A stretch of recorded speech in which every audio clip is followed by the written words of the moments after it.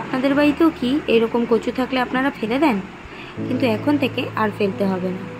শিখে নিন আমি কিভাবে এটা রান্না করি। সবার প্রথমেই যারা এখনও চ্যানেল সাবস্ক্রাইব করেনি, এখনই চ্যানেলটি সাবস্ক্রাইব করে নিন।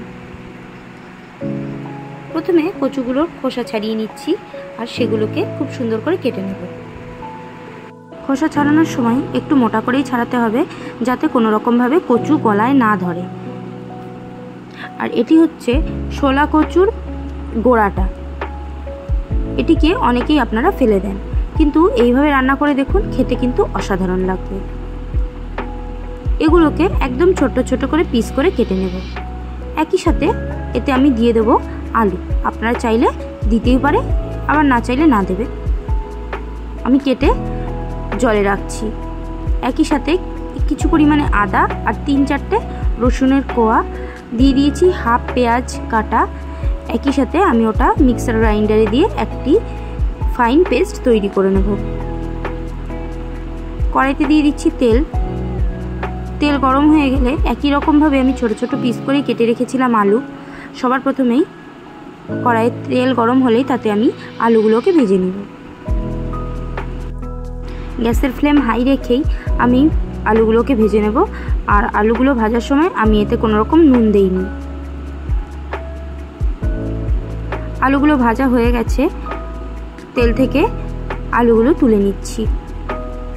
এই সবজিটির নাম হলো শোলা কচুর রসা। এই সবজিটি কিন্তু ভাত, রুটি দুটোর সাথেই খেতে অসাধারণ সুন্দর লাগে। তেল গরমই ছিল, তাতে আমি একটু পরিমাণে গোটা জিরে আর 2টো তেজপাতা ফোড়ন দিয়ে নিচ্ছি। ফোড়ন হয়ে গেলে তাতে আমি দিয়ে দেব থেতো করে রাখা রসুন। আমি এখানে 8 থেকে 10 কোয়া রসুন নিয়েছি, তাতে আমি থেতো করে নিয়েছি। তোমরা দেখে থাকবে আমার আগের রান্নাগুলোতেও আমি সবসময় তেলের ওপর রসুনটা দিয়ে দিই, কেননা ওই আদা আর রসুনের পেস্ট দিলে তার একটা কাঁচা গন্ধ থেকে যায়, আমি যেটা একদম পছন্দ করি না।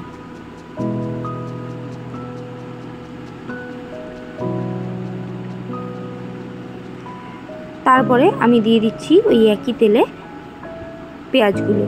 পেঁয়াজ আমি এখানে মিডিয়াম সাইজের একটা গোটা পেঁয়াজ দিয়েছি, সম্পূর্ণ কেটে কেটে আমি দিয়ে দিচ্ছি।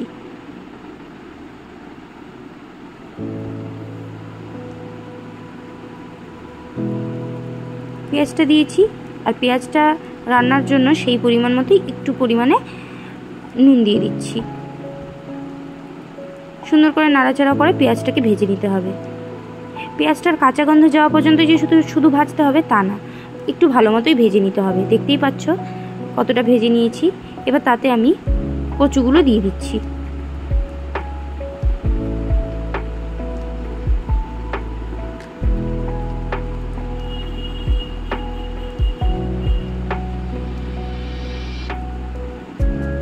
কচুগুলো দিয়েও একইভাবে আমি নাড়াচাড়া করে নিচ্ছি, পুরো পেঁয়াজের সাথে মিশিয়ে নিচ্ছি।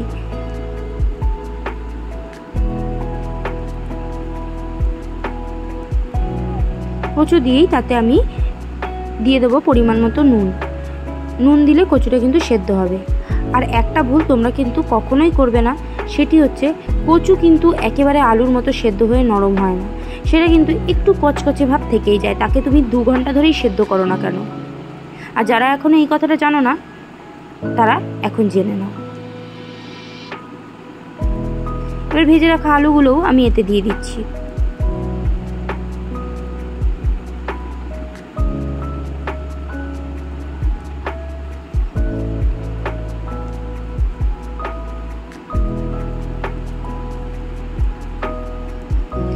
একই সাথে আমি যে পেস্টটি তৈরি করে নিয়েছিলাম সেটাও দিয়ে দিয়েছি। আর পেস্টটি তৈরি করার সময় আমি এখানে 1 চামচ জিরের গুঁড়ো, একটু পরিমাণ মতো হলুদ আর পরিমাণ মতো লঙ্কা গুঁড়ো দিয়ে দিয়েছিলাম। মিক্সার গ্রাইন্ডারটাকে ধুয়েও আমি একেবারে জল এতে দিয়ে সেই মশলাটা এবার গ্যাসের ফ্লেম লো রেখে সুন্দর করে অনেকক্ষণ ধরে কষাবো। খেয়াল রাখবে কষানোর সময় মশলাটা যেন নিচে লেগে না যায়, যার জন্য একটুক্ষণ পরপরই নাড়তে হবে।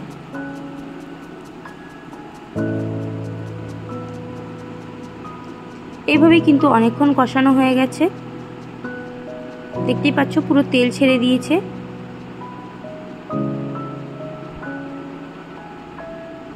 যখন কষানো সম্পূর্ণ হয়ে আসছে, এতে আমি দিয়ে দেবো একটু পরিমাণে জল, কেননা এতে থাকা সম্পূর্ণ জল একেবারে শুকিয়ে গেছে। আমি একবার একটা আলু আর একটু কচু কেটে দেখলাম সম্পূর্ণ সেদ্ধ হয়ে এসছে। এবার এতে আমি একটু জল দিয়ে দিলাম, যাতে কনসিস্টেন্সিটা একটু মাখামাখি হয়।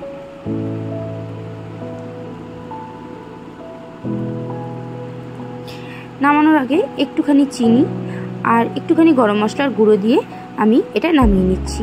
তোমরা গরম মশলা যদি পছন্দ না করো তাহলে দেবে না।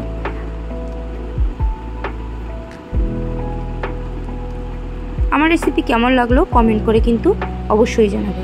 সবাই ভালো থাকবে, সুস্থ থাকবে, আর এই রেসিপিটি ট্রাই করলে অবশ্যই জানাবে। টাটা।